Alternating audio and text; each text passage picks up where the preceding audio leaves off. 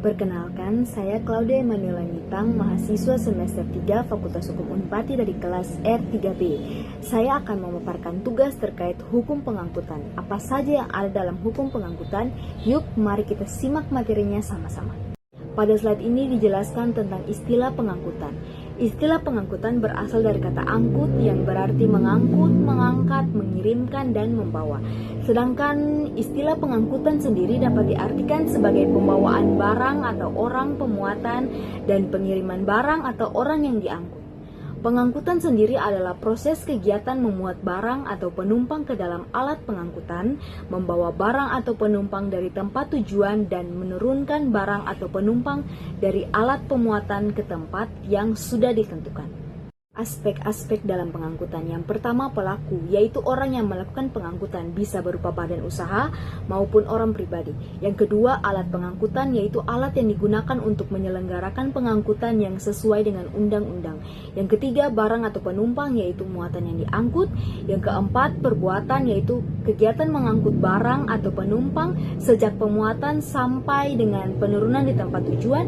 Yang kelima, fungsi pengangkutan, yaitu meningkatkan kegunaan dan nilai barang atau penumpang. Dan yang keenam, tujuan pengangkutan, yaitu sampai atau tiba di tempat tujuan yang ditentukan dengan selamat.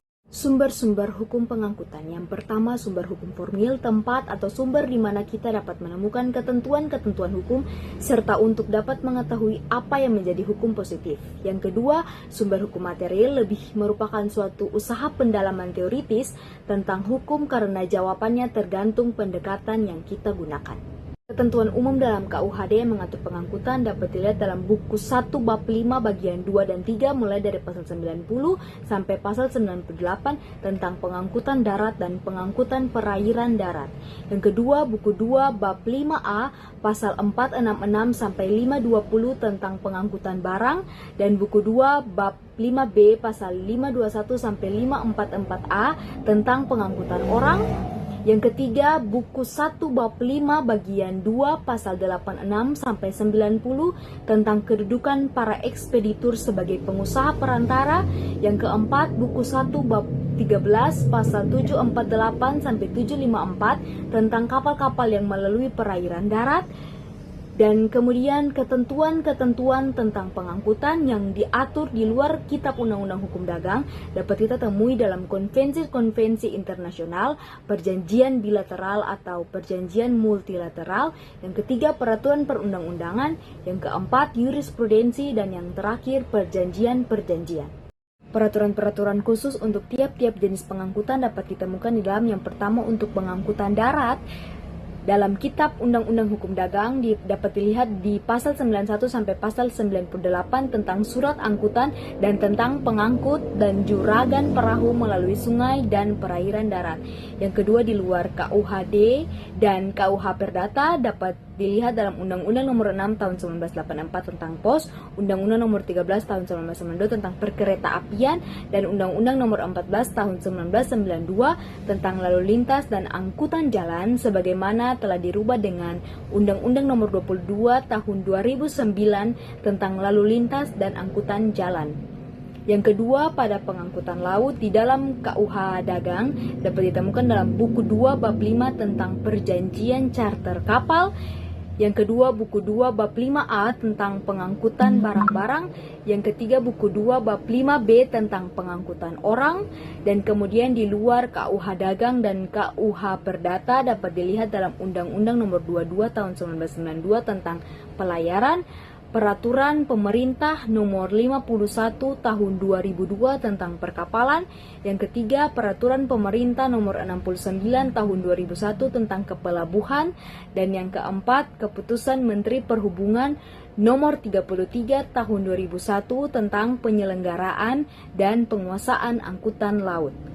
Kemudian dalam pengangkutan udara dapat kita temui dalam Undang-Undang Nomor 15 Tahun 1992 tentang penerbangan dan Ordonansi Pengangkutan Udara 1939 atau Luftverordonantie tentang tanggung jawab pengangkut udara. Dalam slide ini akan dijelaskan perjanjian pengangkutan dan tanggung jawab dari para pihak pengirim ataupun pengangkut. Sebelumnya mari kita lihat itu apa itu perjanjian. Perjanjian merupakan sumber terpenting yang melahirkan perikatan, di mana perikatan itu berasal dari perjanjian yang dikehendaki oleh dua orang atau dua pihak yang membuat perjanjian. Sedangkan perikatan sendiri itu lahir dari undang-undang yang dibuat atas dasar kehendak yang berhubungan dengan perbuatan manusia yang terdiri dari dua pihak. Perjanjian menurut Kitab Undang-Undang Hukum Perdata pasal 13:13 adalah suatu perbuatan dengan mana satu orang atau lebih mengikatkan dirinya terhadap satu orang lain atau lebih.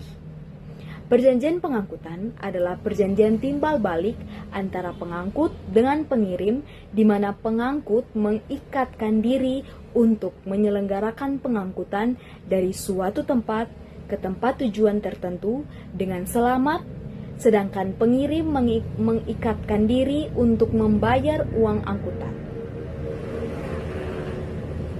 Dalam pasal 1320 Kitab Undang-Undang Hukum Perdata menyebutkan ada 4 syarat sahnya suatu perjanjian, yaitu yang pertama adanya kesepakatan kedua belah pihak.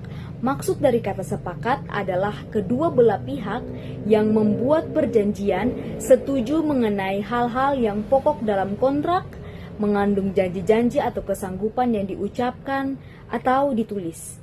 Pasal 1321 Kitab Undang-Undang Hukum Perdata menentukan bahwa kata sepakat tidak sah apabila diberikan karena kekilafan atau diperoleh dengan adanya paksaan atau penipuan. Yang kedua, kecakapan untuk melakukan perbuatan hukum.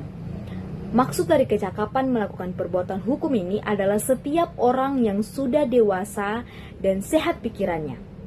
Maksudnya bagaimana?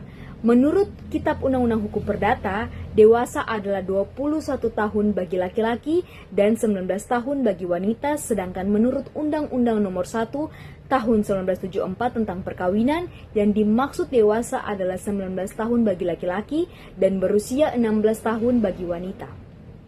Pasal 1330 KUH Perdata menyebutkan bahwa mengenai orang-orang yang tidak cakap untuk membuat perjanjian adalah sebagai berikut.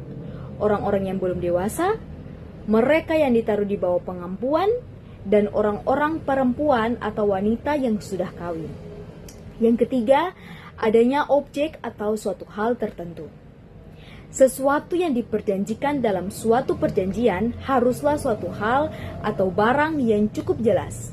Pasal 1332 Kitab Undang-Undang Hukum Perdata menentukan bahwa hanya barang-barang yang dapat diperdagangkan dan mempunyai nilai jual saja yang dapat menjadi pokok suatu perjanjian. Yang keempat, adanya klausa yang halal atau suatu sebab yang diperkenankan. Dalam pasal 1335 Kitab Undang-Undang Hukum Perdata, suatu perjanjian yang tidak memakai suatu sebab yang halal atau dibuat dengan suatu sebab yang palsu atau terlarang tidak mempunyai kekuatan hukum. Tanggung jawab para pihak dalam perjanjian pengangkutan. Dalam perjanjian pengangkutan ada tanggung jawab antara pengangkut dan pengirim, yaitu yang pertama tanggung jawab pengangkut. Itu ada 3 prinsip tanggung jawab pengangkut dalam perjanjian pengangkutan. Yang pertama, prinsip tanggung jawab berdasarkan kesalahan atau fault liability. Setiap pengangkut yang melakukan kesalahan dalam penyelenggaraan pengangkutan harus bertanggung jawab membayar ganti kerugian. Pihak yang menderita kerugian harus membuktikan kesalahan pengangkut itu. Yang kedua, prinsip tanggung jawab berdasarkan praduga atau presumption liability. Pengangkut dianggap selalu bertanggung jawab atas kerugian yang timbul dari pengangkutan yang diselenggarakannya. Tetapi jika pengangkut dapat membuktikan bahwa ia tidak bersalah, maka ia dibebaskan dari kewajiban membayar ganti kerugian. Beban pembuktian itu ada pada pengangkut. Yang ketiga, prinsip tanggung jawab mutlak atau absolute liability. Pengangkut harus bertanggung jawab membayar ganti kerugian terhadap setiap kerugian tanpa keharusan pembuktian ada tidaknya kesalahan pengangkut dari pengangkutan yang diselenggarakannya. Prinsip ini tidak mengenal beban pembuktian tentang kesalahan. Yang kedua, tanggung jawab pengirim. Biasanya, ongkos pengangkutan barang dibayar oleh si pengirim barang. Tetapi ada kalanya juga kita temui dibayar oleh orang yang dialamatkan. Bagaimanapun juga, pengangkut selalu berhak menuntut pembayaran ongkos pengangkutan itu kepada kedua-duanya, yaitu kepada pengirim atau penerima barang. Dengan adanya tanggung jawab dari pengirim, yaitu membayar uang angkutan, maka hal tersebut merupakan pembatasan dan pengurangan tanggung jawab pengangkut. Undang-undang di sini memperkenankan kepada pengangkut untuk membuktikan bahwa kurangnya kesempurnaan prestasi, yang dalam hal ini dimaksudkan sebagai barang-barang yang berkurang pada saat penyerahan, atau prestasinya yang tidak wajar, atau tidak sesuai dengan ketentuan-ketentuan waktu penyelesaian pengangkutan, dan dalam hal ini juga dimaksudkan dengan beberapa barang ternyata rusak atau cacat yang terlihat dari luar, terlambat sampainya di tempat tujuan, atau sama sekali tidak atau tak dapat dipergunakan sama sekali. Semuanya itu biasanya disebabkan oleh cacat yang lekat pada barang atau barang-barangnya sendiri. Yang kedua, kesalahan dan kelalaian sendiri atau kelalaian pengirim atau ekspeditur, misalnya peti-peti berisikan benda-benda pengiriman yang ternyata kurang kokoh atau kurang rapat sehingga barang tersebut mudah rusak. Yang ketiga, keadaan memaksa atau overmah. Terdapat dalam pasal 91 dan 92 Kitab Undang-Undang Hukum Dagang. Pasal 92 Kitab Undang-Undang Hukum Dagang menentukan bahwa pengangkut atau juragan perahu tidak bertanggung jawab atas terlambatnya pengangkutan jika hal itu disebabkan karena keadaan yang memaksa. Demikian materi yang dapat saya sampaikan mengenai hukum pengangkutan.